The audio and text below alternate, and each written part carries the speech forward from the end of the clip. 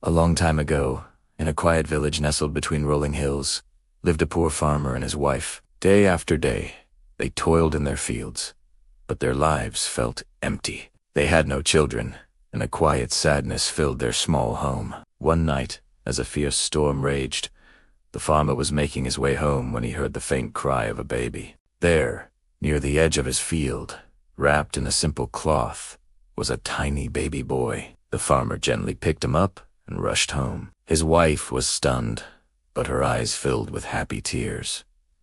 "Perhaps he was sent to us," she whispered. From that day on, they loved and raised the boy as their own son. The boy grew up to be strong and remarkably kind.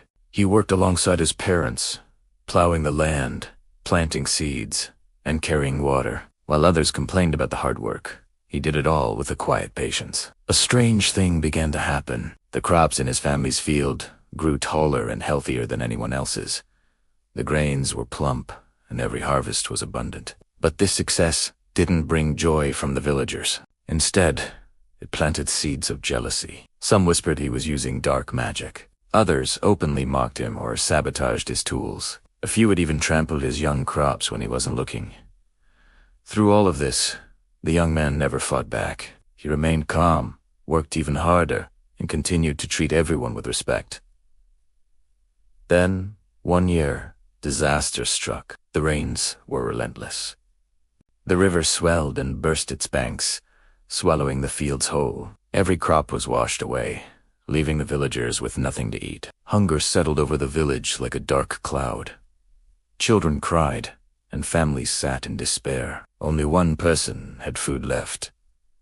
The young farmer. He had wisely and carefully stored his grain from the previous bountiful harvest. He could have kept it all for himself and his parents, but his heart wouldn't let him. So, each night, while the village slept, he cooked large pots of food and silently left a portion at every single doorstep. In the morning, the villagers were amazed to find food waiting for them. They had no idea who their secret benefactor was, but this mysterious kindness kept them alive. Yet, during the day, their old habits returned. They continued to insult the young farmer, never once guessing that it was his hands that were feeding them. One evening, after a long day of rebuilding, the young man sat outside his hut, his heart heavy. Why?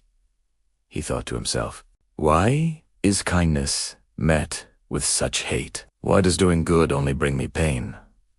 But his secret was not entirely safe. An old villager, too frail to work, but with eyes that missed nothing, had seen the young man moving through the dark, carrying food night after night. The next day, as the villagers gathered, the old man stood up. His voice, though weak, carried through the crowd. "You called this young man a liar and a cheat," he announced. "But do you have any idea who has been feeding you all this time? It is him. Without his food, many of you would not be here today." The crowd went completely silent. A wave of shame washed over them. For the first time, they looked at the young farmer not with jealousy, but with deep, painful guilt.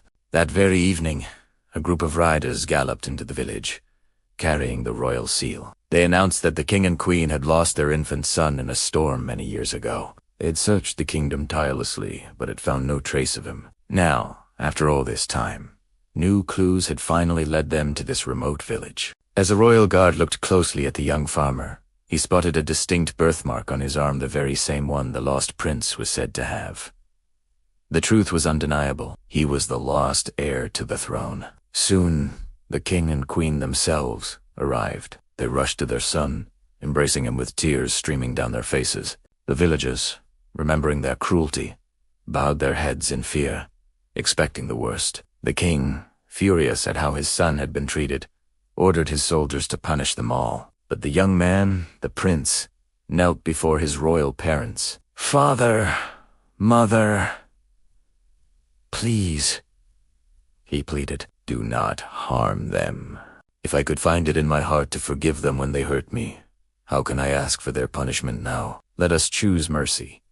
The king and queen were deeply moved by his compassion. The villagers wept, overwhelmed by the prince's incredible kindness. From that day forward, he was known not just as the heir to the kingdom, but as the Prince of Mercy. His adoptive parents, the farmer and his wife, were honored at the palace and lived in comfort for the rest of their days. And the story of the farmer prince taught everyone a timeless lesson, that while cruelty and jealousy may rage like a storm, they eventually pass.